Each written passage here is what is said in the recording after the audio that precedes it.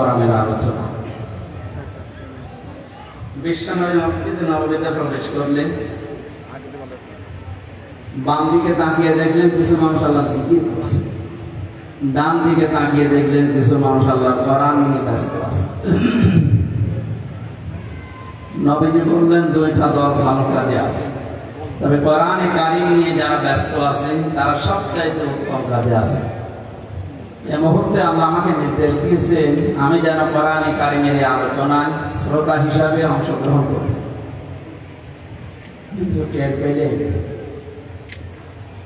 মুহাম্মদ রাসূলুল্লাহ সাল্লাল্লাহু আলাইহি ওয়াসাল্লাম যদি এখন বেঁচে থাকতেন আর এই রমণী এলাকার পাশ দিয়ে যেতেন, কোরআনের ইজ্জতে তিনি আলোচনায় অংশগ্রহণ করতেন। এরকম একটা জায়গায় আল্লাহ আমাদেরকে কিছু সময় বসার তৌফিক দিলেন। জবান খুলে বলছে আলহামদুলিল্লাহ। উনি দারাজ কণ্ঠে কথা বলছিল, বিজ্ঞান প্রমাণ করছে খালাকাল ইনসান আল্লামাহুল বায়ান, মানুষকে আল্লাহ বানিয়েছেন আর কথা বলার শক্তি দিয়েছেন, যে মানুষ কথা বলতে পারে। এই কয়েক ইঞ্চি জায়গা থেকে এক একটা কথা বের হতে 27টা স্তর পার করা লাগে। কয়টা? 27টা স্তর পার করার পর একটা কথা তৈরি হয়। আপনি চিন্তা করে এতগুলো স্তর পার করার পরে যদি একটা কথা তৈরি হয়, যিনি কথা বলার যোগ্যতা আমাদেরকে দিয়েছেন তার প্রশংসা বাদ দিয়ে অন্য কারো প্রশংসা আদায় করা ঠিক হবে? যদি আমরা উল্টা দেখেছি, আপনি চাই মনে করেন স্বাধীনতার পর থেকে পর্যন্ত বিভিন্ন মরা মানুষদের প্রশংসা যত এদেশে হয়েছে, ওই পরিমাণ প্রশংসা আল্লাহর যদি হতো আমরা আল্লাহর ওলি হয়ে যেতাম। কি হয়েছে তাদের প্রশংসা করে? শান্তি পেয়েছে।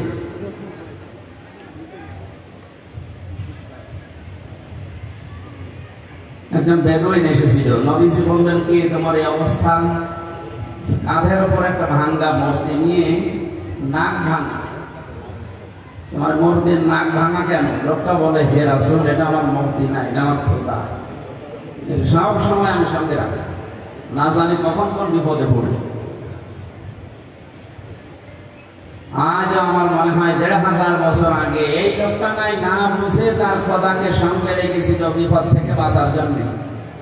অনেকে বুঝে শুনে খোদাকে উপরে রেখে দেয়, উপরে খোদা দেখবেন, নিচে খোদা না করে আছে। সিস্টেম একই, শুধু নিয়মটা পাল্টিয়েছে। ও সাথে রাখতো, পকেটে রাখতো, আর উপরে রেখে হাত তুলে থাকতো। বেশি কম এই যে এই খোদার সাথে রেখে কি আনন্দ পেলেন আপনি, কি উপকার হয়েছে? হ্যাঁ, সাময়িক কিছু উপকার হয়েছে, কারণ উপরে খোদা আছে, নিচে যদি খোদা এভাবে থাকে মানুষ মনে করে না এই খোদার লোক। এ পর্যন্ত শেষ। এই পরিচয় দেওয়ার কি এখন সময় আছে? আর দিতে পারবেন? নবীজি বললেন নাক ভেঙেছে কি করে? লোকটা বলে ইয়া রাসূলুল্লাহ, যেখানে যায় একে নিয়ে যায় বিপদ থেকে বাঁচার জন্য, প্রাকৃতিক প্রয়োজন সারার জন্য আমি গেছি, কিন্তু এর তো আক্রয় লেখে নিয়ে যাওয়া যায় না, খোদার মান থাকে। এখান থেকে বাস্তবতা হচ্ছে যারা টাকার ভেতরে বিভিন্ন মানুষের ছবি দিয়ে সম্মান বাড়াতে চান, পরে নিয়ে মানুষ যায় কোথায়? সম্মান বাড়ে। বিবেকের কাছে প্রশ্ন করেন, জিজ্ঞাসা করা লাগবে। একটা মুশরিক এই লোকটা বা খোদাকে টয়লেটে নিতে রাজি না, আর আপনি যাকে ওইরকম সম্মান দিয়ে রাখেন তাহলে পকেটে করে সব জায়গায় নিয়ে যাচ্ছে। আপনি কথা বুঝিয়েছেন তো নাকি আন্দাজে? আমি জানি আপনি বুঝে ফেলেছেন। ঢাকার মানুষ খুব চালাক, এরা হাঁ করলে হাসা জানায়, হাসা বোঝে।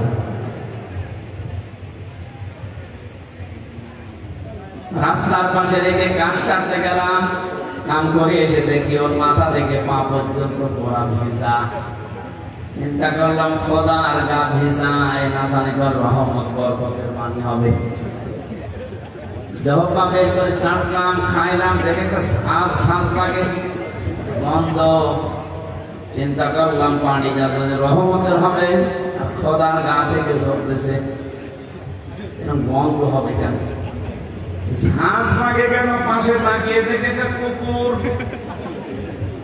দাঁড়িয়ে আছে, নিচ দিয়ে পানি টপকাচ্ছে। এবার বুঝলাম যে কোন রহমতের পানি। ওদের আমার মেজাজ কেন খারাপ হয়ে, এই খোদা না খোদা, নিজেরাই কুকুরের পোশাক থেকে বাঁচাতে পারবো না। আমার রাগ হওয়ার পরে ওরে দিয়েছে একটা আশা, ওর নাক ভেঙে গেছে। নবীজি বললেন আমার কাছে কেন আসলে? লোকটা বলেন, ইয়া রাসূলুল্লাহ, এদের অসারতা, এদের গল্প কাহিনী, এদের অজ্ঞতা, এদের মূর্খতা, এদের দুর্বলতা সব আজ আমার কাছে স্পষ্ট হয়ে গেছে। আমি আর এর কাছে কিছুই চাই না, একে নিতেও চাই না। আপনার তাওহীদের কাছে আমি ধরা দিতে এসেছি। আমারে আপনি পড়িয়ে দিন লা ইলাহা ইল্লাল্লাহ মুহাম্মাদুর রাসূলুল্লাহ। আপনি শুধু হাদিসটা শুনে শেষ করে দিচ্ছেন না। আমার তো মনে হয় ১,৫০০ বছর আগে লোকটা যা ঘটিয়েছে, এখন এই ডিজিটাল যুগে খাপের খাপ অনেকের জীবনে মিলিয়ে যাচ্ছে। যে দেখেছি যে না, এগুলো তো গল্প কাহিনী। আজকে আমি কোর্টে সারাদিন ছিলাম, আমার যতগুলো মামলা সব আজকে আদালত ডিসমিস করে দিয়েছে। আমার এখানে একটা প্রশ্ন ছিল, আজকে কিন্তু উনি করতে দেয়নি। আমাকে ৩টা বছর আটকে রেখেছিলেন মাটির নিচে এবং জেলখানা মিলিয়ে। আমার প্রশ্ন হচ্ছে, আপনি আমাকে মামলা দিয়ে ৩টা বছর আটক রাখলেন, যে আমার অপরাধ আছে কিনা? ৩ বছর পরে আজকে প্রমাণ হলো যে আমি নির্দোষ, কোনো অপরাধ নেই। আমার যত রকমের পরীক্ষা করার দরকার ছিল রিমান্ডে নিয়ে সব দিয়েছে। এই মোবাইলটা আজকে দিয়েছে ওরা ৩ বছর পর। এর মধ্যে যা ছিল ওরা সব কিছু দেখেছে। যে মামলা দিয়েছিল আনসার আল ইসলাম না কি জানো, আমি জীবনে জানি না। যত রকমের পরীক্ষা করেছে একটাও পায়নি। জজ আজকে হাসছিল যে মামলার বিচার করবো কি দিয়ে, কোনো মাল নেই, ছুটে ফেলে দিল। আমার কেমন জিজ্ঞাসা করি, মাননীয় আদালত, যে 3টা বছর আপনার কাছে আমার মামলা ছিল, এতদিন আপনি কিছু করেননি, আপনি কিন্তু জানতেন। আজকে যেমন ছুটে ফেলে দিচ্ছেন, হাসি তামাশা করছে যে একটা মামলা হলো, এই 3 বছর জানতেন না? 30 থেকে 32 বার এই মামলাটাই আদালতে গেছিল, কিন্তু জামিন আপনি দেননি, বারবার ফেরত দিয়েছে। আজকে কোন ইশারায়, কার ইশারায় দিয়েছেন আমি জানি না। তবে আমার প্রশ্ন, আমাকে যে 3টি বছর রাখলেন, আমি তো নিরপরাধ, আজকে প্রমাণ হলো যে কোনো দোষ নেই। যারা আমাকে বিনা দোষে কষ্ট দিয়েছে, আমিও তাদের ওই কষ্ট দিতে চাই।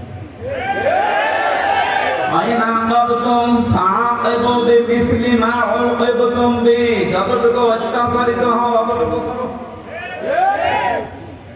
আমি যেহেতু হয়েছি, বরং আমাকে জানিয়েছে, সুতরাং আমি যতটুকু পেয়েছি, মাটির নিচে আপনারা আমাকে রেখেছিলেন। আমার মামলার আয়ু থেকে শুরু করে উপরের যে নির্দেশদাতা পর্যন্ত প্রত্যেককে আমি 3 বছর মাটির নিচে রাখতে চাই। আমি বেশি করছি না, সমান সমান করছি।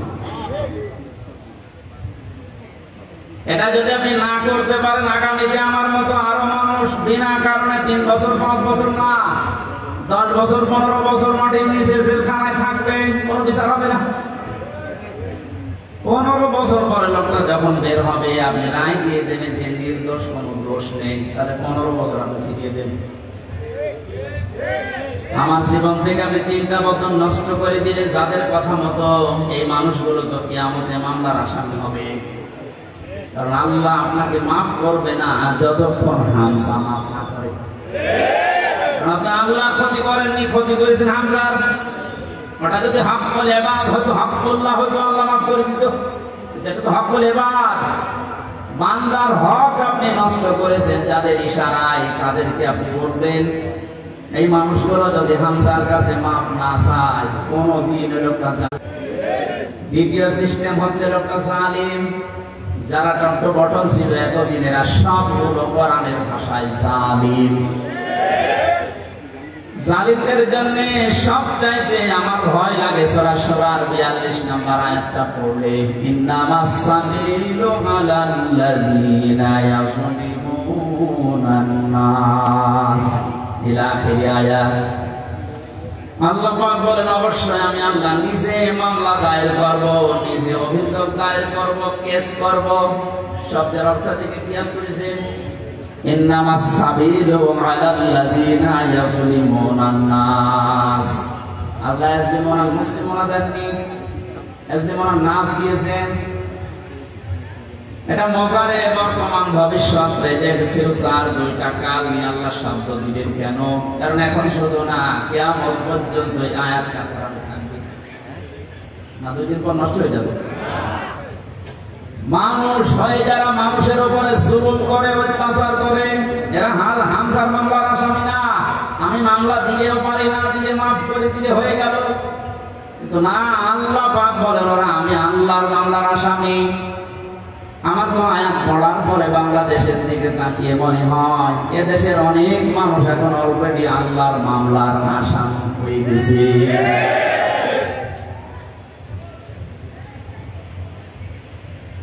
যিনি বিচারপতি, যিনি রায় দেবেন, তিনি যদি মামলার বাদী হয়, বলেন আপনার পক্ষে রায় আসার সম্ভাবনা আছে? আমার পক্ষে তত বিচারপতি ছিল অনেকগুলো, সিএমএম কোর্টে, জজ কোর্টে, হাইকোর্টে পর্যন্ত, কিন্তু শুধু উপরের নির্দেশ পাইনি, এজন্য লিখে নাই। অথচ যিনি নিজে রায় দেবেন, যিনি নিজে নির্দেশ দেবেন, আলাইসাল্লাহু বিআহকামিল হাকিমিন, সবচাইতে বড় বিচারপতি যিনি, তিনি আল্লাহ আপনার মামলার আসামি। আমার ভয় লাগছে আমরা আবার আল্লাহর মামলার আসামি হয়ে যাচ্ছি না তো? ওয়ায়াবগুনা ফিল আরদি বিগাইরিল হক, অন্যায়ভাবে পৃথিবীতে বিদ্রোহ করে যারা বেড়ায়, এই 2 প্রকার মানুষ আল্লাহর মামলার আসামি। আর এই 2 প্রকার মানুষ এখন বাংলাদেশে বেশি। আগস্টের 5 তারিখ থেকে আজকের এই 2 তারিখ পর্যন্ত তাকান, এই 26-27 দিনে কত ভাবে চেষ্টা চালাচ্ছে কি করে বিশৃঙ্খলা তৈরি করা যায়, বিদ্রোহ করা যায়, দুনিয়া অশান্ত করা যায়। আমি আপনাকে বলছি, আমি আপনাকে ভালোবাসি, বাঁচাতে চাই। কোরআনের চোখ লাগিয়ে দেখতে পেলাম এই দেশে 5 তারিখের পর থেকে 2 তারিখ পর্যন্ত যারা শান্ত হয়ে যাওয়ার পরে বিশৃঙ্খলা করার চেষ্টায় আছে, পৃথিবীর মানুষকে বসাতে চান, দৃষ্টান্ত শান্ত নেই, কত রকমের ক্রু তৈরি করে ইস্যু লাগিয়ে আপনি চেষ্টা চালিয়েছিলেন।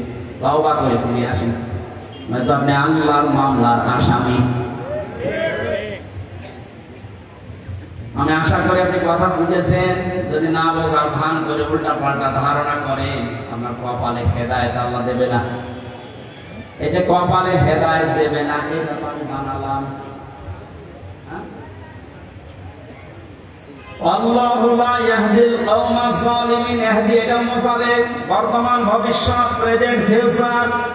আল্লাহ বলেন আমি জালেমদেরকে হেদায়েত দিচ্ছি না, দেব না। আর শর্তটা হচ্ছে ওদেরকে মাফ করে দিতে, আমি মাফ করে করবো কি? আল্লাহ তো হেদায়েত দেবে না জালেমদের। এত কঠিন নির্দিষ্ট আল্লাহর কাছে শব্দটা নবীজি জানিয়েছেন, যুলমু যুলমাতুন ইয়াউমাল কিয়ামাহ, জুলুম কিয়ামতের ময়দানে ঘোর অন্ধকার হয়ে তার সামনে দেখা দেবে, নিজের হাত পর্যন্ত দেখতে পাবে না। এটা যদি 100 ভাগ আমরা বিশ্বাস করে বাস্তবে নিয়ে আসতে পারতাম, জীবন পাল্টে দিত। আমি আমার ঈমান থেকে কথা বলছি। যারা এখনো পর্যন্ত এই আয়াতগুলোর সাথে মিলে যাচ্ছেন, আপনি থামেন। মৃত্যুর গড়গড়ানি চলে আসলে তখন কিন্তু আপনার পাশে বসে কালেমা পড়ালেও কাজ হবে না। ঢাকাবাসী, আমি যেটা শিক্ষা দেওয়ার জন্য পর্যন্ত আসছিলাম, আজ বহু মানুষের গল্প কাহিনী, মিথ্যাচার, মিথ্যা রচনা, অনেক ষড়যন্ত্র, বিশেষ করে উল্টা পাল্টা সব যেহেতু আমাদের কাছে ধরা পড়ছে, দলে দলে পালে পালে দেখতে পাচ্ছি মানুষ বুঝে হোক না বুঝে হোক এখন ইসলামে আসা আরম্ভ করে দিয়েছে।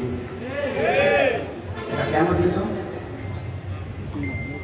বারানে কালিম জানিয়েছে ইদা জাআ নাসরুল্লাহি ওয়াল ফাত ওয়া রাআইতান নাসা ইয়াদখুলুনা ফি দীনিল্লাহি আফওয়াজা। আল্লাহ পাক বলেন, হে নবী, যখন আমার সাহায্য আসবে তখন আপনি বিজয় দেখতে পাবেন। কিছু না হলেও কিছু আমরা পেয়েছি। আল্লাহর সাহায্য আসার কারণে কিন্তু আমরা বিজয়ের স্বাদ পেয়েছি।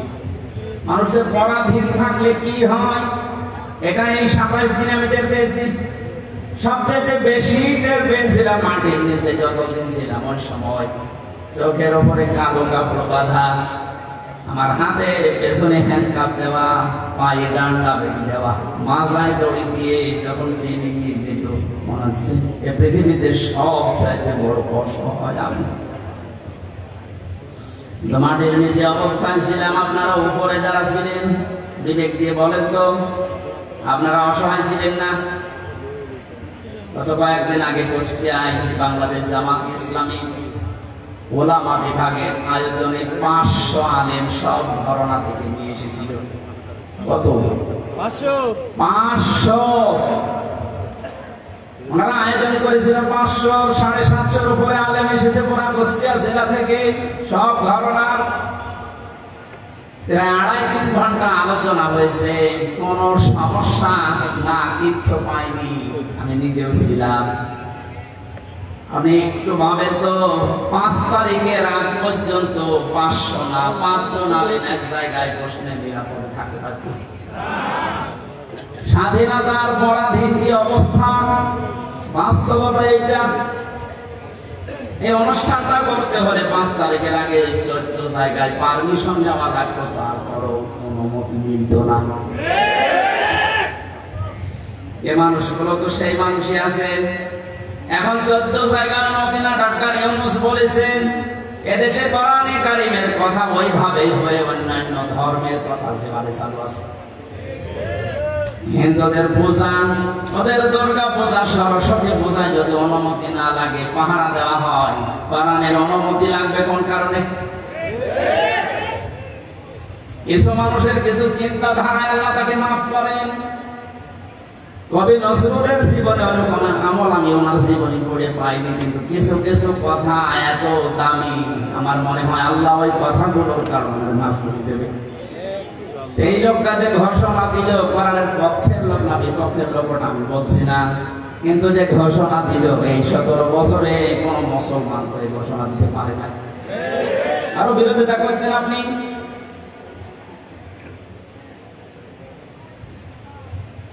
অন্যান্য ধর্মের অনুষ্ঠানে যদি অনুমতি না লাগে, মুসলমানদের কোরআন প্রসারে অনুমতি নেওয়া লাগবে। কোন কারণে? কোন অনুমতি আজকে থেকে নেওয়া লাগবে না। যেখানে যতটুকু পারেন কোরআনের কথা বলবেন, যেটা আল্লাহ জানিয়েছে। ওনার পরের দিন এই দেশের ডিসিএফের প্রধান যিনি গোয়েন্দা বিভাগের আমার আমার মাহফিল ছিল ওই যে গাইবান্ধা, আমার ডাক দিয়ে বলছে, হুজুর কোরআনের কথা বলতে দেশে 56,000 বর্গ মাইলের কোন ইঞ্চিতে আর বাধা নেই। যে ফোর্সে আল্লাহ জানিয়েছে আপনি ওই ফোর্স। কেউ যদি কোনো জায়গায় একটু শব্দ করেন, শুধু একটু জানাবেন, আমারে সেভ করে রাখবেন, ঠ্যাং ভেঙে ফেলবো। আমি বললাম, স্যার আপনি এতদিন কোথায় ছিলেন? আমি কেবল দায়িত্ব পেয়েছি। যারা আয়োজন করে তাদেরকে আপনি বলবেন, মানে যেন মহিলা প্যান্ডেলটা আলাদা করে, ওখানে পুরুষের যেন আনাগোনা থাকে, আর ওনাদের যে আলাদা টয়লেট বা নামাজের ব্যবস্থা ওগুলো যেন ওয়ান টাইমের জন্য করা হয়। ভালো প্রস্তাব নিয়েছে, এটা যেহেতু রেকর্ড হচ্ছে সারা বাংলাদেশে। আমার প্রত্যেকটা জেলায় 2টা-3টা করে ওয়াজ নেওয়া আছে। এর মাধ্যমে সবাইকে জানাচ্ছে ওই স্যারের কথাটা মানা দরকার। কথাটা ভালো কথা না? পর্দা কিন্তু নফল না, পর্দা নফল। ফরজ কেমন ফরজ? নামাজের মতো ফরজ। তাই অনেকে এটাকে গুরুত্ব ওইভাবে দিতে চায় না, নফলও মনে করে। পর্দা যে একটা ফরজ, নফলও মনে করে না।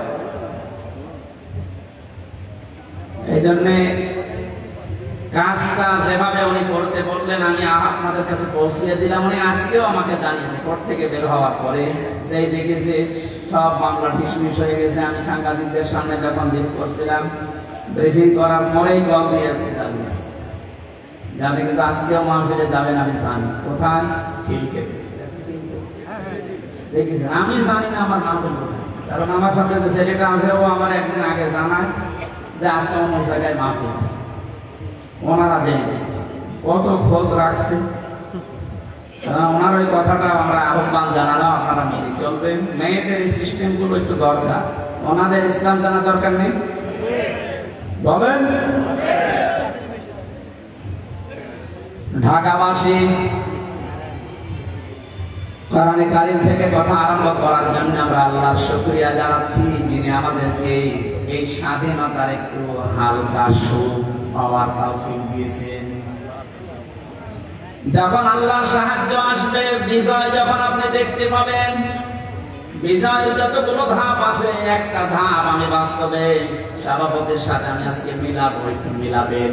ওয়ারাআইতান নাসা ইয়াদখুলুনা ফি দীনিল্লাহি আফওয়াজা।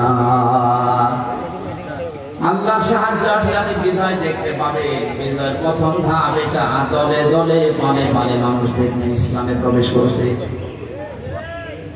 আপনি 27 দিনের জরিপটা একটু দেখেন। আগস্টের 5 তারিখের আগে আমি 4 তারিখে রাত্রে পেয়েছিলাম একটা জরিপ। ওই জরিপে দেখেছি এই দেশের 100 জনের মাত্র 15 জন চায় যে ইসলাম রাষ্ট্রীয়ভাবে কায়েম হোক, 85 জন চায় না। আজকে মাগরিবের পরে রিপোর্ট আমি ঘুমানোর আগে দেখেছিলাম বিবিসি থেকে। আজকের রিপোর্ট হচ্ছে দেশের 100 জনের 35 জন এখন চাচ্ছে এই দেশে কোরআন দিয়ে দেশটা চলুক। আপনি একটু সুযোগ দেন।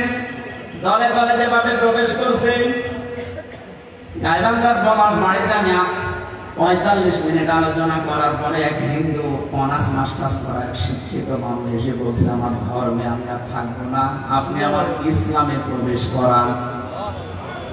এই যে অন্য ধর্মের মানুষ যদি বুঝে করান শুনি চলে আসতে পারেন, যারা হালকা পাতলা ইমানের অধিকারী তাদেরকে একটু সুযোগ দেন, দেখবেন দলে দলে আফওয়াজা পালে পালে মানুষ ইসলামে আসবে।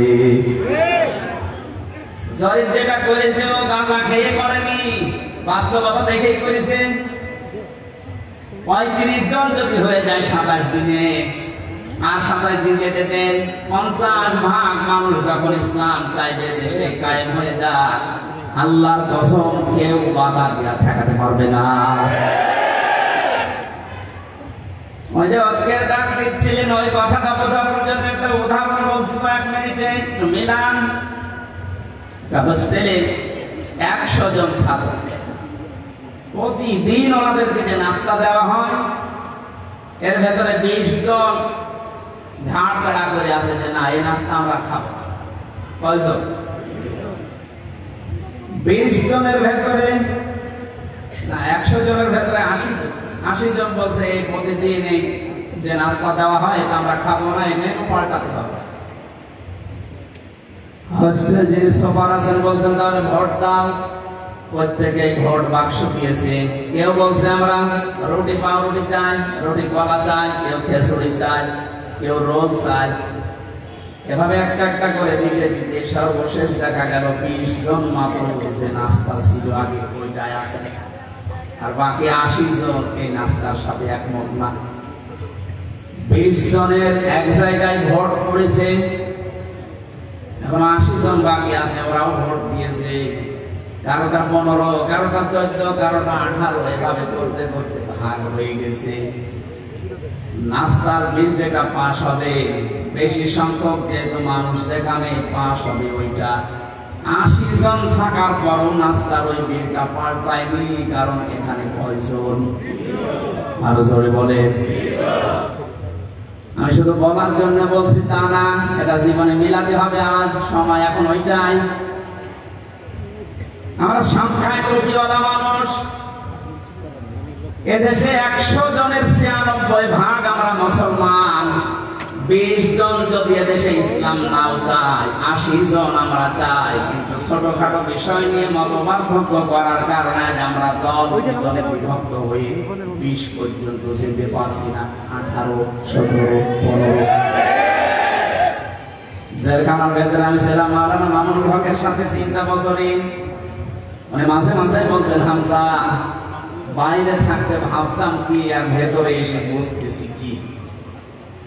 এখন যে পাল্টিয়ে যাব, কে বুকে হাত পাবে, কে আমিন শুনে বলে, কে নবীকে দাঁড়িয়ে সালাম দেয়, কেউ বসে সালাম দেয়, ওসব সব বাদ।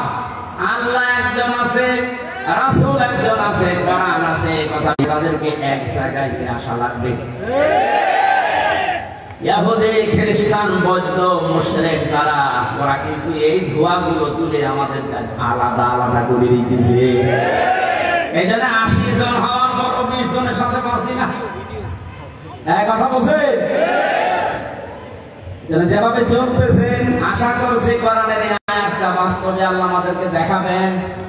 আরাইতান নাসা ইয়াদখুলুনা ফি দীনিল্লাহি আফওয়াজা, দলে দলে পালে পালে যেভাবে মানুষ ইসলামে দীক্ষিত আর আরম্ভ হয়েছে। আল্লাহ পাক যেন চর্ম চোখে দেখার তৌফিক দেন যে কোরআন দিয়ে 56,000 বর্গ মাইল চলছে। শোক এবং শান্তি শব্দ দুইটা। শোক 3টি বিষয়ের নাম, শান্তি 4টা বিষয়ের নাম। বাস্তবে ছোট জীবনে বহু দেশ আমি ঘুরেছি। আমি আকিস গ্রুপে চাকরি করতাম প্রতিনিধি হিসাবে। ওনারা একটা ভিসা লাগিয়ে 27টা দেশ আমার একবারে ঘোরানোর ব্যবস্থা করে দিয়েছিল।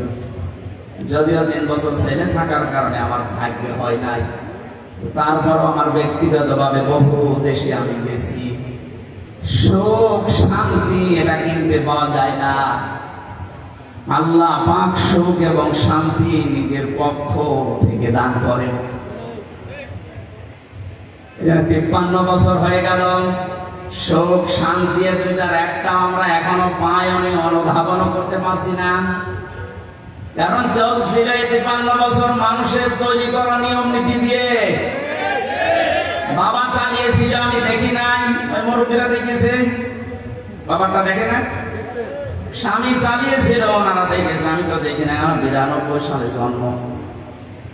চাচা চালিয়েছিল, বউ চালিয়েছে, ভাবিও চালিয়েছিল, সবগুলো আমরা দেখেছি। শুধু কোরআন দিয়ে দেশ চলতে কেমন দেখা যায় আজও দেখিনি। দেখেছেন? এটা দেখেছেন? দেখেছেন? এটা দেখার দরকার না যে এটা দিয়ে চললে কেমন লাগে। আন্দাজে ছিলাম না, সত্যি সত্যি মন থেকে বলবেন, যদি চান ওই 35 জনের ভেতরে আপনি জন থাকেন যে হ্যাঁ এইটা দিয়ে দেশ যেন চলে, আমি এটা দেখতে চাই, হাত তুলেন তো লিল্লাহি তাকবীর।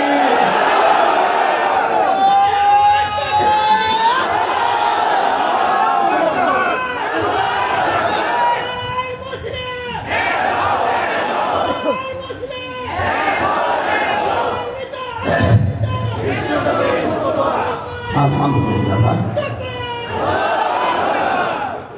দরুদ আর সালাম পড়ছে আমাদের নবী মুহাম্মদ রাসূলুল্লাহ সাল্লাল্লাহু আলাইহি ওয়াসাল্লামের প্রতি। 7টা নামে আল্লাহ তাকে পুরা কোরআনে স্পেশাল ভাবে ডাক দিয়েছে। কয়টা? 7টা। 1 নম্বরে নাম দিয়েছেন ইয়াসিন। ইয়া হরফে নিদা, ইয়া মানে হে, সিন মানে সাজ্জেদ। তাফসীরে কাবীর আল্লামা ফখরুদ্দীন রাজি রাহমাতুল্লাহ আলাইহি উনি ব্যাখ্যা করতে গিয়ে সিনের অর্থ দিয়েছেন 5টা। আমি গতানুগতিক কথা বলি না। যারা আছেন যদি হেদায়েতের নিয়তে কথা শোনেন, আমি আশা করছি কোরআন আপনাকে পথ দেখাবে। আর কোরআন শরীফ যদি কাউকে হেদায়েত দিতে না পারে, ও যেন বিশ্বাস করে ওর কপালের হেদায়েত নেই।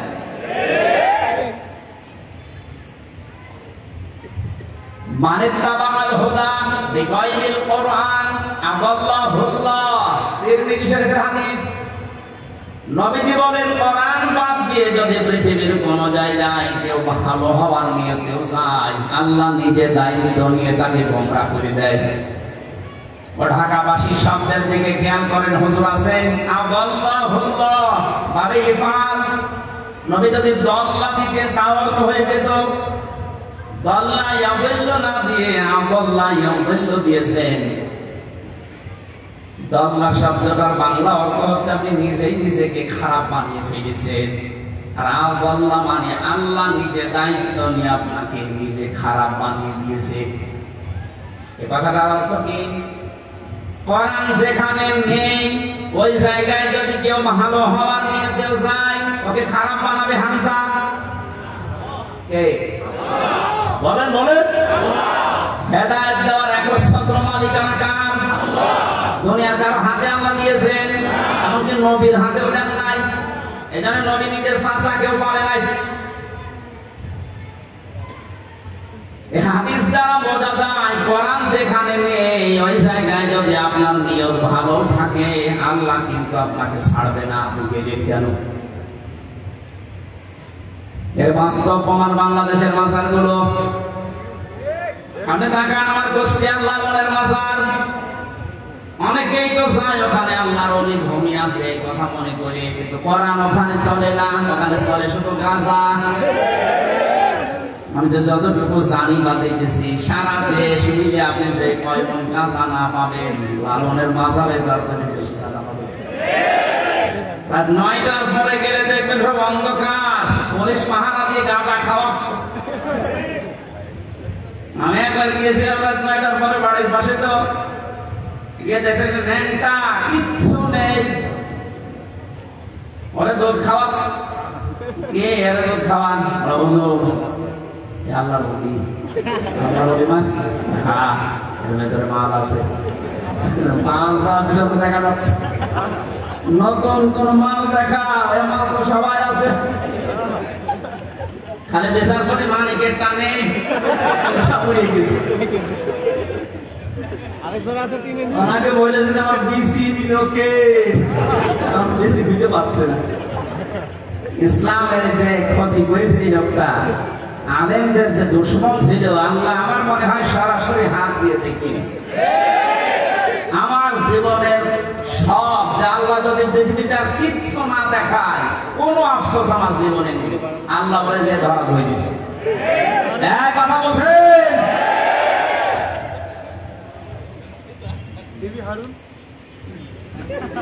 এই লোকটার সম্পর্ক আমি শুনেছি জেলখানায় থাকতে, ছোট হুজুরটা আমার সাথে ছিল, ওই যে রফিকুল ইসলাম মাদানি, 2 মাস ছিল।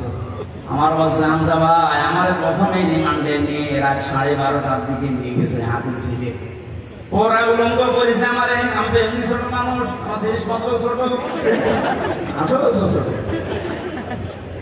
আমার নিয়ে পুরা উলঙ্গ করে একটা সিগারেট হাতে ধরিয়ে দিল। অন্ধ উলঙ্গ মেয়ে কোন জায়গা থেকে যেন নিয়ে আসলো, রাস্তার দুই পাশে ব্যারিকেড দিয়ে বন্ধ করা। এটা কোরআন শরীফ আমার সামনে একেবারে সত্য বলছি, আমাকে যা বলেছে ওই ফাঁসির কয়েদখানায় তাই বলছি। অল্প উলঙ্গ মেয়ে লোকটা আমার পাশে দাঁড় করিয়ে ছবি তুলছে আর বলছে এটা সকালে ছেড়ে দেব, দেশের মানুষ বুঝবে যে হুজুর কেমন। এত অসহায় লাগছিল ওই সময়, আমি তো এমনিতে ওদের সাইজের চাইতে একেবারে ছোট, আর মেয়েটা আমার ওর কাঁধ পর্যন্ত আমি অর্ধ উলঙ্গ, কোথা থেকে যেন ভাড়া করে নিয়ে এসেছে। আমার হাতে সিগারেট দিয়ে যেটার গন্ধ শুনলে আমার বমি আসে, ওইটা ধরিয়ে নিজে 2 টান দিয়ে আমার কাছে দিয়ে বলছে এভাবে ধরে থাক, অস্ত্র তাক করা আছে, কিচ্ছু করার নেই। ছবি তুলছে, যেটা ছেড়ে দেবো সকালে। আমি যেহেতু মুসলিম আর বিশ্বাস করি মুসলিমের দোয়া কবুল হয়, ইত্তাকি দাওয়াতাল মাসলুম। নবীজি বলেন দুনিয়াতে আর সাই করো মুসলিমের বরদোয়া থেকে নিজেকে বাঁচিয়ে রেখো। ফাইন্নাহা লাইসা বাইনাহু ওয়া বাইনাল্লাহি হিজাব, কারণ মুসলিমের মাঝে আর আল্লাহর মাঝে কোনো পর্দা থাকে না। হাতির ছিলেন ওই পানির পাশে দাঁড়িয়ে আল্লাহর কাছে বলেছিলাম, মাবুদ যে অবস্থা করছে আমার তো কিচ্ছু করার নেই, তুমি দেখতে পাচ্ছ। এক এসআইকে ডাক দিয়ে বললাম, ভাই আপনারা যা করছেন আমার সাথে, দেখি হারুন স্যার জানে না, মানে উনি তো করাচ্ছে। যেই বলেছে উনি করাচ্ছে, কারণ রিমান্ডে উনি তো মাঝে মাঝে এসে আমার প্রশ্ন করতো, তখন কি ফেরেশতার মতো কথা বলতো, অথচ ভেতরে ভেতরে ওই এত খারাপ অবস্থা আমার করলো। আল্লাহ তুমি সব দেখেছো, আমারে যেভাবে ওরা অপমান করেছে ওকে ওইভাবে তুমি। আমার মনে হয় আল্লাহ কারেন্টের মতো দোয়া কবুল করেছে। দেখেছেন না এখন 3 ইঞ্চি পাইছে সারা দুনিয়া, এখন তার নাম অনেকে জানে না, কিন্তু 3 ইঞ্চি ও সবাই জানে, মহিলারা পর্যন্ত জানে তো 3 ইঞ্চি। ছোট হুজুরের দোয়াটা একেবারে মাসলুম, যেহেতু আল্লাহ কবুল করে দুনিয়ায় দেখিয়েছে, পরবর্তী কি করবে সেটা আল্লাহ ভালো জানে।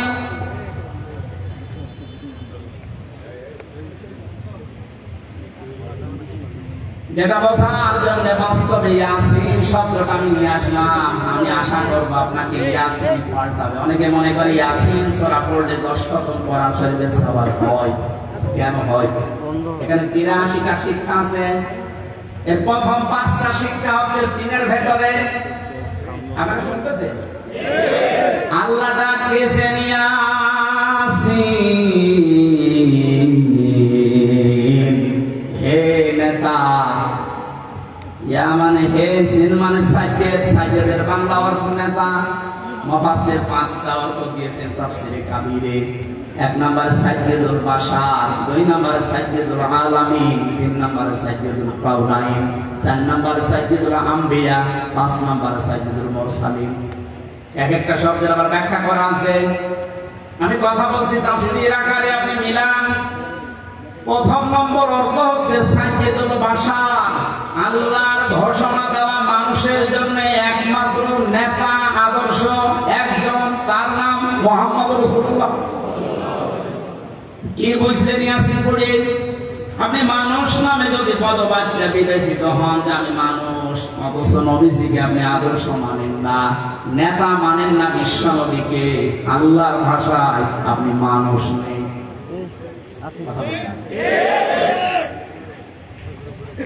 আর ঢাকাবাসী এটা যদি খালি দুনিয়ার বিষয় হতো, আল্লাহর কসম আমি এটা বলতাম না। এটা সম্পর্ক আখিরাতের সাথে। ও যদি আয়াত পড়েছিলেন, আয়াতটাতে ছিল ওয়া কুল্লুহুম আতিহি ইয়াউমাল কিয়ামাতি ফারদা। সূরা মরিয়মের 90 নম্বর আয়াত। আল্লাহ পাক বলেন কিয়ামতের দিন প্রতিটি মানুষকে বিচারের প্রথম ধাপে আমি ডাক দেব স্রেফ একা একা। কয়জন? কেউ থাকবে না আপনার সাথে, আপনি স্রেফ একা থাকবেন। বিচারের দ্বিতীয় পয়েন্টে আল্লাহ ডাক দিয়েছেন এবার একা ডাকবেন না। ইয়াউমা নাদউ কুল্লা মুনাসিন বিইমামিহিম। সূরা বানী ইসরাঈল 72 নম্বর আয়াতের প্রথম অংশে আছে আল্লাহ বলেন কিয়ামতে প্রতিটি মানুষকে এবার বিচারের দ্বিতীয় ধাপে, আমাদের যেমন প্রথম সিএমএম কোর্ট, এরপরে জজ কোর্ট, প্রথমে আল্লাহ আপনাকে একা ডাকবে, দ্বিতীয় সিস্টেমে একা না, আপনার নেতা সহ ডাকবে। কে সহ? আপনার নেতা সহ আল্লাহ এবার ডাক দেবেন। আগে নেতা, এরপরে কর্মী। যেহেতু আপনারা শিক্ষিত মানুষ, বিবেক আপনাদের বেশি কাজ করার কথা, নিজের দিকে তাকিয়ে বলেন তো, আপনি দুনিয়ার সাথে হোক আর যে সাথেই হোক, যাকে নেতা মানেন, আদর্শ মানেন, ওই লোকটা যদি কিয়ামতে আপনার সামনে থাকে, পেছনে আপনি দাঁড়িয়ে আছেন, আগে তো আল্লাহ তাকে দেখবে। একটা বলে না, কি মনে হয় আপনার যে ওই লোকটাকে যদি আল্লাহ দেখে আপনাকে মাফ করে দেবে? পরে দেখলে তো আল্লাহ রাগে রাগ হয়ে যাবে। আপনার নেতা যদি হয় ইনোর মতো, যারা মানুষ লাঠি দেখছে, লাঠি দেখি বাইতে লাগে, আপনার নেতা যদি হয় মেননের মতো, যারা মানুষ পচা ডিম খাওয়াচ্ছে, কি মনে হচ্ছে আপনার শুধু হাসির খোরাক কিনা? বাস্তবে নিয়ে যান। নিজে এখন বলছেন না, ওই লোকটা যদি সামনে থাকে আল্লাহ আমারে মাফ করবে না, এরকম নিজে যদি এখন ধারণা করেন, আপনি বিশ্বাস করতে পারেন আপনি ধরা খেয়ে বসে আছেন। আমি আপনার শত্রু না, আমি আপনাকে বাঁচাতে চাই, কারণ দুনিয়ার জীবনই যদি শেষ হয়ে যেতে ওয়াজ আমি করতাম না। যেটা আরেকটা জীবন আছে, এক্ষুনি পাল্টাতে হবে। নেতা যাদের ঠিক নেই, এই মুহূর্তে আপনি পাল্টাবেন। ওয়ার্শিপে আসলেন কেন? আপনি যদি নাই মানতে পারেন, নিজে হামজা বলছে আপনি মানেন না, আপনি কি হয়েছে?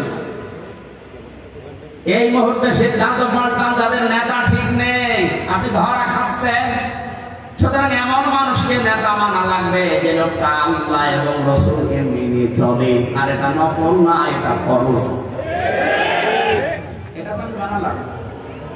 সূরা নিসা 5 নম্বর পারা 6 নম্বর পৃষ্ঠা 9 নম্বর লাইনের 59 নম্বর আয়াতের প্রথম অংশে আছে, আমি যতগুলো তাফসীর বিশ্ববিদ্যালয়ে থাকাকালীন মিলিয়েছি, সব মুফাসসির এই মাঝখানে যে আতিউ এই শব্দের ব্যাখ্যায় একমত। আল্লাহ পাক বলেন, ইয়া আইয়ুহাল্লাযীনা আমানু আতিউল্লাহা ওয়া আতিউর রাসূলা ওয়া উলিল আমরি মিনকুম। ওহে যারা ঈমানের দাবি করে তাদেরকে বলছি, আমি আল্লাহর আনুগত্য করো, আমার রাসূলের ইতাআত করো, আনুগত্য করো। এই দুইটা জায়গার আগে দেখবেন আতিউ এই ফেল আছে, ভার্ব, এটা ক্রিয়া। এটা আল্লাহ নবীজির নামে আর নিজের নামে লিখেছেন, কিন্তু উলিল আমরি মিনকুম এর আগে আতিউ দেননি। সব মুফাসসির একমত, আল্লাহ রাসূলকে মানতে হবে, কোনো প্রশ্ন করা যাবে না। কথা বলে না কেন? আল্লাহ রাসূলের পরে কিয়ামত পর্যন্ত যারা নেতৃত্ব দেবে দুনিয়ায়, যে মানুষগুলো এই পৃথিবীর নেতৃত্বে আসবে, উলিল আমর যারা, তাদেরকে যদি মেনে চলতে হয় নেতা হিসাবে, অবশ্যই দেখা লাগবে এরা আল্লাহ রাসূলকে মেনে চলে কিনা। যারা আল্লাহ রাসূলকে মেনে চলে না, তাদের জন্য রাজনীতি করা জায়েজ নেই। নেতা হওয়া, নেতৃত্ব দেওয়া, তাদের নেতৃত্ব মেনে নেওয়া জায়েজ নেই। এটা রাজনীতি মনে করে যদি চলে যান, আপনার কপালে আগুন লাগবে। সূরা বাকারার 124 নম্বর আয়াত, وَإِذِ ابْتَلَى إِبْرَاهِيمَ رَبُّهُ بِكَلِمَاتٍ فَأَتَمَّهُنَّ قَالَ إِنِّي جَاعِلُكَ لِلنَّاسِ إِمَامًا। হযরত ইব্রাহিমের কথা স্মরণ করো, আল্লাহ নিজে বলছেন, আমি পদে পদে তাকে বাক্য দিয়ে পরীক্ষা করেছিলাম। যতগুলো পরীক্ষা ইব্রাহিমকে দিয়েছি, কোরআন শরীফে আমি পেয়েছি, ইব্রাহিম নবীকে আল্লাহ পরীক্ষা করেছিলেন 50টা। কয়টা বলেন? 50টা পরীক্ষায় তিনি উত্তীর্ণ, একটাও ফেল করেননি। আল্লাহ রাব্বুল আলামিন এত খুশি হয়েছিলেন, তিনি ডাক দিয়েছেন, ইব্রাহিম, আমি তোমাকে মানব জাতির জন্য নেতা বানিয়ে দিলাম। হযরত ইব্রাহিম বলেছিলেন, হে আল্লাহ, এই যে নেতৃত্ব দেওয়ার গুণাবলী, নেতা হওয়া, এটা কি শুধু আমি একাই পেলাম? ওয়ালা মিন যুররিয়াতি, নাকি আমার সন্তানাদি যারা কিয়ামত পর্যন্ত আসবে, এরাও কি নেতা হতে পারবে? আল্লাহ সঙ্গে সঙ্গে সাফ ঘোষণা দিয়েছেন, ক্বালা লা ইয়ানালু আহদিজ যালিমিন। ইয়ানালু এর মুজারে, বর্তমান, ভবিষ্যৎ, প্রেজেন্ট, ফিউচার। আল্লাহ পাক বলেন, তোমার সন্তানাদি কিয়ামত পর্যন্ত যারা আসবে, তারা নেতা হতে পারবে, নেতৃত্ব দিতে পারবে, ইমাম হতে পারবে, কিন্তু জালেমদের জন্য আল্লাহর ওয়াদা নেই। ইয়াতে মুফাসসিরিন ইকরাম ফি সিলাহিল কোরআনে লিখেছেন, সাইয়্যিদ কুতুব, যে দুনিয়ায় যারা জুলুম করে, সে নিজের উপরে হোক, পরিবারের উপরে হোক, সমাজের উপরে হোক, রাষ্ট্রের উপরে হোক, জনগণের উপরে হোক, যারা জুলুম করবে তাদের জন্য নেতা হওয়া, নেতৃত্ব দেওয়া, রাজনীতি করা জায়েজ নেই, হারাম। অথচ বাংলাদেশে তো উল্টা, যে যত বড় জালেম সে তত বড় নেতা। বেশি করে ফেললাম? কিছু বেশি হয়নি, কম হয়েছে। আহাদিস জালিমিন দিয়েছেন আল্লাহ, জালেমদের জন্য কোনো ওয়াদা নেই, আর তারা এখন বড় বড় নেতা হয়। 15 বছরে তারাই আমাদেরকে বলেছিল, তোমরা মসজিদে থাক, খানকায় থাক। আর এই ময়দানটা আমরা 2000 টাকা যদি বাসে হয়, 5 টাকা খরচ করে 1995 টাকা খেয়ে এক একটা প্রকল্পের জন্য 3 বার, 5 বার, 7 বার, 10 বার, 11 বার করে বাজেট হয়।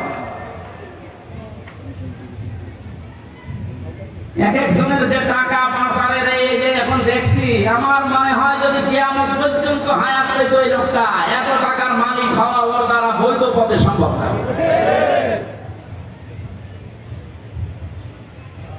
যদি ইয়াসিন শুধু পড়লে 10 খতম কোরআনের সওয়াব হয় তেমন তো মানবে। ইয়াসিনের প্রথমটাই তো মানেন না। এই নেতৃত্বের কথা বললেই বলে রাজনীতি। আরে ভাই, রাজনীতি মানে রাজনীতি এটা কোরআনের পাঠ না। 903 জায়গায় আছে রাজনৈতিক কথা, ডাইরেক্ট ইনডাইরেক্ট মিলে। আপনি সেইটাকে অস্বীকার করে না বোঝা ভান করে চলে যাবেন, আর আল্লাহ আপনাকে ছেড়ে দেবে। আশা করছি আপনার আদর্শ ঠিক করবেন, আর এক্ষণে মোক্ষম সময়। এরপরও যদি কেউ না বোঝা ভান করে থাকে, আসেন এদিকে, আপনাকে ছড়ি কোদাল দিয়ে বোঝাচ্ছে। বুখারী শরীফ দিয়ে, কোরআন শরীফ দিয়ে হবে না, আমরা দিয়ে আগে বাখারি শরীফ। আমি আছি, এরা তো ব্যাখ্যা শেষ করতে পারবো না। নির্ধারিত আমরা আয়াত পড়েছিলাম 8, 9, 10, 3টা আয়াত পড়েছি সূরা মাআরিজ থেকে। কয়টা? এখানে আমরা কিছু দৃশ্যের কথা দিয়েছেন, কিয়ামতের ভয়াবহতা সে প্রথম থেকে এ পর্যন্ত। যে কিয়ামত যখন সংগঠিত হবে, এরকম পাহাড় উড়ে যাবে, সব ধ্বংস করবেন আল্লাহ তাআলা। এ কথা বলতে বলতে এই কঠিন মুহূর্ত যখন তৈরি হবে, এই মুহূর্তে মানুষের অবস্থা কি হবে আজকের আলোচনার বিষয়। এজন্য আমি মিলিয়েছি মুক্তিপণ। এটা বানিয়েছিলাম জেলখানায় থাকতে জনাব এটিএম আজহারুল ইসলাম, নাম শোনেননি? এটা এখনো পর্যন্ত ছেলে আছে। উনি একদিন একটা বই পাঠিয়েছিল মুক্তিপণ, লেখক সৌদি আরবের। উনি বলছে, হামজা এটা পড়বা, জনগণের সামনে কথা বলো, মানুষ যেন পরিবর্তন হয়, এটা অনেক ভূমিকা পালন করবে। আমি পুরাটা 2-3 বার এই 3 বছরে শেষ করেছিলাম। দেখলাম যে হ্যাঁ, পরিবর্তন হওয়ার যদি মন থাকে, এই মুক্তিপণ এই শব্দটা মানুষের ভেতরে ঢোকাতে পারলে মানুষ আসবে ফিরে। আল্লাহ কিয়ামতের একটা বিশাল কঠিন ভয়াবহ দৃশ্যের কথা নিয়ে আসতে গিয়ে এই জায়গায় আমাদের কাছে এসে থামবে, একটা মিলাবের নিজের সাথে। আল্লাহ রাব্বুল আলামিন বলেন, ওয়ালা ইয়াসআলু হামিমুন হামিমান ইয়াবাসসারুনাহুম। সেদিন শহীদের পরিচয় দেবে না। এই যে হামিমুন মানে অন্তরঙ্গ বন্ধু, শহীদ বলা হয়। একে অন্যের যখন দৃষ্টিগোচর করা হবে, একে অন্যের সামনে যখন নিয়ে আসা হবে, কেউ কারো পরিচয় দিতে চাইবে না। রব্বুল আলামিন বলেন, এই লোকটা কি করবে? হে নবী, আপনি জানেন, ইয়াবাদুল মুজরিমুনা ইয়াফতাদি মিন আযাবি ইয়াউমিদিন বিবানি। এরকম মুক্তিপণ হিসাবে নিজের সন্তানকে প্রথমে আল্লাহর কাছে বলবে, আল্লাহ এটা দিয়ে দিলাম, আমার এই ছেলে মেয়ে দিয়ে দিলাম, আপনি আমাকে বাঁচান আজকে। আমি আজটা পড়ার পরে মিলিয়েছিলাম আমার ফারিহার সাথে। আমার ছোট মেয়েটা আমি জেলখানায় যাওয়ার আগে 1 বছর বয়স ছিল, এখন ওর বয়স 4 বছর। ওর কথা যখন মাঝে মাঝে মনে হতো, আমি একটার সাথে মিলাতাম যে বিবানী, আল্লাহ কিয়ামতের দিন সন্তান মানুষ দিতে চাইবে মুক্তিপণ হিসাবে। ও এটা তো আমার সাথে মিলছে না। আমি আয়না ঘর থেকে শুরু করে ডিবি অফিসে এই মাটির নিচে গুম হওয়া থেকে শুরু করে জেলখানার এই ফাঁসির কন্ডেম ছেলে থেকে বিচ্ছিন্ন ছিলাম, যোগাযোগ কষ্ট পেয়েছি। কিন্তু আমার মেয়েটাকে আমি যে ভালোবাসি এখনো পর্যন্ত, আল্লাহ সবচেয়ে বেশি ভালোবাসি এখনো আমার ওই ছোট মেয়েটাকে। আল্লাহ নিজে তৈরি করে দিয়েছে। অথচ আল্লাহ বলছেন, ফারিহাকে কিয়ামতে হামজা তুমি বলবে যে এটা দিয়ে দিলাম, আমারে বাঁচাও। এটা আমাকে বিশ্বাস হচ্ছে না যে না, এটা হবে না, এটা হওয়ার কথা না। আল্লাহ বলেন, শুধু ফারিহাকে না,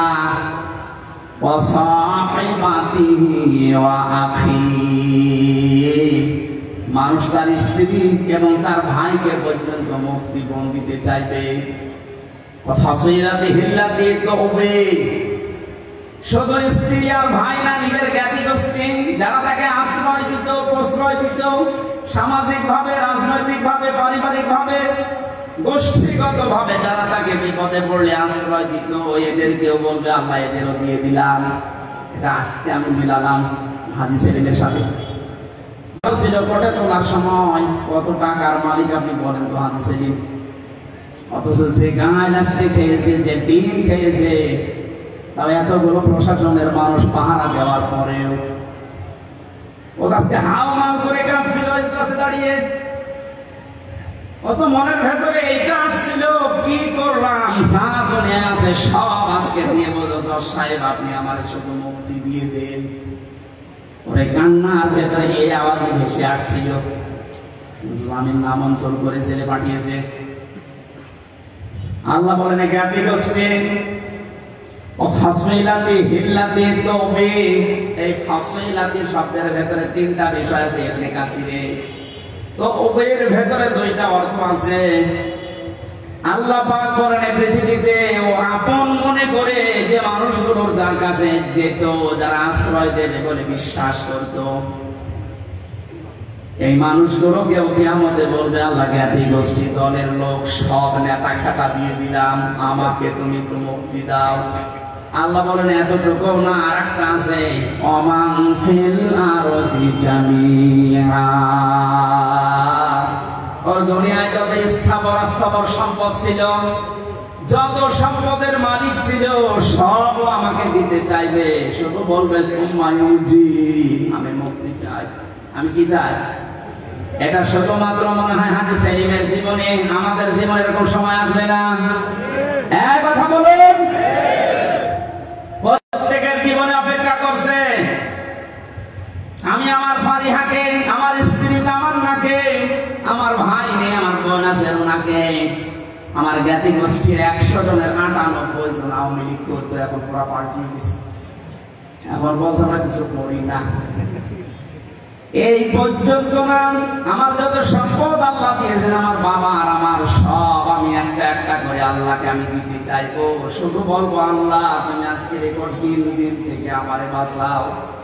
আল্লাহ দিনের পরিচয়টা একটু দিয়েছেন কোরআনে, ফাকাইফা তাত্তাকুনা ইন কাফারতুম ইয়াউমা ইয়াজআলুল ওয়ালদানা শিবা। হে নবী, কিয়ামত আমি কেমন ভাবে বানাবো জানেন?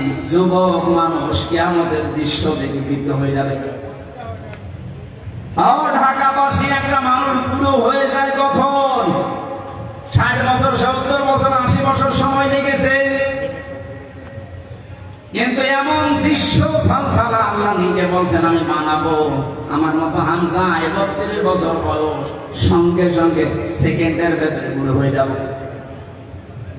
এই কঠিন ময়দানে আল্লাহ ঘোষণা দেবেন কাল্লা, কখনো না, কখনো না। যতগুলো দিতে চাইলে মুক্তিপণ একটাও নেওয়া হবে না। ইন্নাহা লাযা, তোরে আমি লাজাই দেব। কোন জায়গায়? প্রশ্ন আসতে পারে লাজা কি? এখানে যারা আছে আমরা অনেকে জানি জাহান্নাম 7টা, জান্নাত 8টা। আমি কোরআনে কারিমে পেয়েছি ইলাহা সাবাতু আবওয়াব লিকুল্লি বাবিন মিনহুম জুজুম মাকসুম। সূরা হিজরের 44 নম্বর আয়াতে আছে, আল্লাহ পাক বলেন জাহান্নামের দরজা 7টা। যে যে অপরাধ করবে আল্লাহ তাকে ওই দরজা দিয়ে ওই জাহান্নামে প্রবেশ করাবে। তাহলে জাহান্নাম একটা, এর দরজা 7টা। কয়টা? এটা মনে হচ্ছে কোন স্কুল না? এখানে 1 থেকে মনে করুন 5 পর্যন্ত পড়ানো হয়। প্রত্যেকটি ক্লাসে আলাদা আলাদা রুম আছে, কিন্তু বিদ্যালয় বা শ্রেণী কিন্তু একটাই বলা হয় যে এটা বিদ্যালয় বা মাদ্রাসা, স্কুল যাই বলেন স্কুল। এই স্কুলের 5টি স্তর আছে, 1 থেকে 5 পর্যন্ত। যে যে ক্লাসে পড়ে সে দরজা দিয়ে প্রবেশ করে ক্লাস করে বাড়ি চলে যায়। 3-তে পড়ে 5-এ গিয়ে ক্লাস করতে পারবে। এটা যেমন সহজে বুঝলেন। আল্লাহ পাক জাহান্নাম বানিয়েছেন একটা, স্তর বানিয়েছেন এরকম 7টা। দুনিয়ায় যে যে ধরনের অপরাধ করবে তাকে ওই দরজা দিয়ে প্রবেশ করিয়ে শাস্তি দেবে। এর প্রথম নম্বর দরজার নাম হচ্ছে হুতামা, খুব ভয়ঙ্কর জায়গা। এর দ্বিতীয় নম্বরে লাজা। আল্লাহ বলেন একে মানুষগুলো মুক্তিপণ হিসাবে কিয়ামতের কঠিন দৃশ্য থেকে দিতে চাইবে, দিতে চাইবে, দিতে চাইবে। আমার আওয়াজ হবে ইন্নাহা লাযা, তোর এই লাজার দরজা দিয়ে প্রবেশ করাবো। এটা কেমন জায়গা হে নবী আপনি জানেন? নাযাতাল লিশাওয়া, এখানে ঢুকলে আগে মানুষের চামড়া খসে যাবে। শাওয়া শব্দের শাব্দিক অর্থ বেশি এমনি কাছিলে হাড় টুকরা টুকরা করলে যেভাবে খণ্ড বিখণ্ড হয়ে যায়, উপরে বাড়ি দিলে হাড় যেভাবে খণ্ড খণ্ড হয়ে যায়, এইরকম জায়গা এটা। বাংলাদেশ সহ বিশ্বের যত কঠিন জায়গা আছে, শুধু যেখানে কারেন্টের শর্ট দিয়ে মানুষকে গলিয়ে ফেলা হয়, এইটা বাদ দিয়ে এদেশে এমন কোন রিমান্ডের জায়গা নেই যেখানে গেলে চামড়া আগে খসে যায়। আমার বহুবার বলেছিল যে এইগুলো আমরা তুলি, অস্ত্র নিয়ে এসেছিল বিভিন্ন মেশিন, যে এই যে নখ আমরা তুলে ফেলি এইটা দিয়ে, ওটা দেওয়ার পরে এরপরে টান দেবিনের পরে উঠবে, তাছাড়া ধরে রাখলে ওঠে না। অথচ আল্লাহ নাযাতাল লিশাওয়া দিয়েছেন, লাজায় প্রবেশ করার সঙ্গে সঙ্গে মানুষের চামড়া আর এই নখগুলো উঠে চলে যাবে। এবার আপনি ভাবেন তো বাস্তবতা নিয়ে যে কিরকম জায়গা এটা, যেখানে প্রবেশ করলে আগে চামড়া খসে চলে যায়, নখ উড়িয়ে যায়। আল্লাহ বলে কঠিন ভয়ঙ্কর জায়গায় কাদেরকে ডাকবে জানো? তাদউ মান আদবারা ওয়া তাওয়াল্লা। এই দুনিয়ায় যে মানুষগুলোকে সত্যের দিকে আহ্বান করা হয়েছে, এরা সত্যের কথা শোনার পরে অহংকার করে এতবার করেছে, মুখ ফিরিয়ে নিয়েছে। আমার মনে হয় আয়াতের বাস্তবতা বাংলাদেশে সবচেয়ে বেশি। এত কোরআনের কথা আলোচনা পৃথিবীর কোন জায়গায় হয় না। এত আলোচনা হওয়ার পরে সত্যকে সত্য জানার পরেও যারা ঘাড় ঘুরিয়ে অহংকার করে চলে যান, আপনার জন্য আল্লাহ লাজা প্রস্তুত করে রেখেছে। ইহুদি খ্রিস্টানদের আমরা প্রতিদিন 17 বার করে বর্ণনা দেই। কতবার? 17 বার। এই যে গায়রিল মাগদুবি আলাইহিম ওয়ালাদ-দাল্লিন, দুইটা জাতির কথা আছে, ইহুদি আর খ্রিস্টান। বারবার আল্লাহকে বলা হচ্ছে, আল্লাহ এদের পথ আমাদেরকে দেখিও না, এরা অভিশপ্ত। এরা অভিশপ্ত না? আমি তাফসীরে পড়েছি কেন আল্লাহ, কারণ ইহুদি খ্রিস্টানদের কাছে সত্য এসেছিল আমাদের নবীজি সম্পর্কে, যে বিশ্ব নবী মুহাম্মদ রাসূলুল্লাহ শেষ নবী, এটা সর্বশেষ নবী, শ্রেষ্ঠ নবী। ইহুদি আর খ্রিস্টানরা জানতো ওদের তাওরাতে ইনজিলে স্পষ্ট আছে লেখা, এরপরও অহংকার করে হিংসা করে মানত না। আপনি কিন্তু বুঝতে পারছেন হামজা যা বলছে কোরআন দিয়ে হাদিস দিয়ে ও বানিয়ে বলছে না, ও সত্য কথাই। যে সত্য জানার পরেও অহংকার করে হিংসা করে অনেকে এরপরও চলে যাবে, এদের জন্যই লাজা। 2 নম্বরে যারা মাল সম্পদ জমা করে আর বারবার সংরক্ষিত রাখার চেষ্টা করে। আজ হাজারো মানুষে বাংলাদেশে এই চরিত্রের আছে, বৈধ অবৈধ নেই মাল জমা করে যাচ্ছে। ইয়াহসাবু আন্না মালাহু আখলাদাহু, মনে করে এটা আমার কাছে স্থায়ী ভাবে থাকবে। শুধু জমা করে শেষ না, এটা সংরক্ষণ করার জন্য কত কায়দা কৌশল। এদেশে জায়গা হয় না, বেগম পাড়া বানাচ্ছে। এদেশে জায়গা হয় না, সুইস ব্যাংকে রাখছে যেন সংরক্ষিত থাকে। সম্পদ উপার্জন করা নিষেধ না, বৈধ পথ বাদ দিয়ে যারা অবৈধ পরে উপার্জন করার পরে এগুলো যারা সংরক্ষণ করার চেষ্টায় আছেন হক আদায় না করে, তার মানে যাকাত দেওয়ার হক ছিল আপনি দেননি, দান সাদাকা করার অর্থ ছিল আপনি করেননি। বৈধ অবৈধ না ভেবে শুধু জমা করা, এভাবে যারা জমা করে গিয়েছেন আর সংরক্ষিত রাখার জন্য চেষ্টা চালিয়েছেন, আপনার জন্য লাজা। আমাকে সহ যারা শুনলাম, আল্লাহ তুমি লাজা থেকে আমাদেরকে বাঁচাও, বলেন আমিন। বাংলার মুসলমানেরা, পৃথিবীর জমিনটা আপনি যদি বক্ত জায়গায় কিছুদিন থাকেন, আপনার কাছে স্পষ্ট ধারণা চলে আসবে মাটির নিচে সরকার আমাদেরকে দিয়ে লস হয়নি, আমার কষ্ট হয়েছে, লস হয়নি। দুনিয়ার জীবনটা আগে যে দৃষ্টিতে দেখতাম, পুরা দৃষ্টি আমার পাল্টে গেছে। আল্লাহ তাআলা বলেন, আমার হায়াতুদ দুনিয়া ইল্লা মাতাউল গুরুর, পৃথিবীর জমিনটা ধোঁকা। বাস্তবে এখন দেখছি ঠিক 100 ভাগ আসলে ধোঁকা। স্ত্রী ধোকা, সন্তানাদি ধোকা, আপনার নেতা খেতা দলের লোক সব ধোকা। মনে করছেন না মা বাবার সম্পর্কে কথা বললো কেন? ধোকা। আপনি বাস্তবে নিয়ে যান, দেখবেন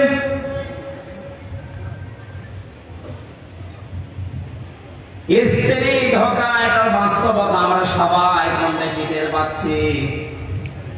আপনি যদি একটু শ্বশুর শাশুড়িকে অপমান করার চেষ্টা করেন, আপনার আপন বউ আপনার পর হয়ে যাবে। শ্বশুর শাশুড়ি বাদ দিলাম, স্ত্রীর ভাইকে অপমান করে একটা কথা বলেন, যত সুন্দর স্ত্রীর ব্যবহার হোক সেকেন্ডে পাঠিয়ে যাবে। দুনিয়ার সব কিছু যখন ধোকা ধোকা বলে আল্লাহ ঘোষণা দিয়েছে, আমরা এই ধোকার পেছনে পড়ে থেকে আমাদের বিশাল আখিরাত আমরা যেন নষ্ট করি না ফেলি। আমি সহ যারা এসেছি, আল্লাহ তুমি আমাদেরকে ইখলাসের সাথে এগুলো মেনে চলার তৌফিক দাও। বলেন।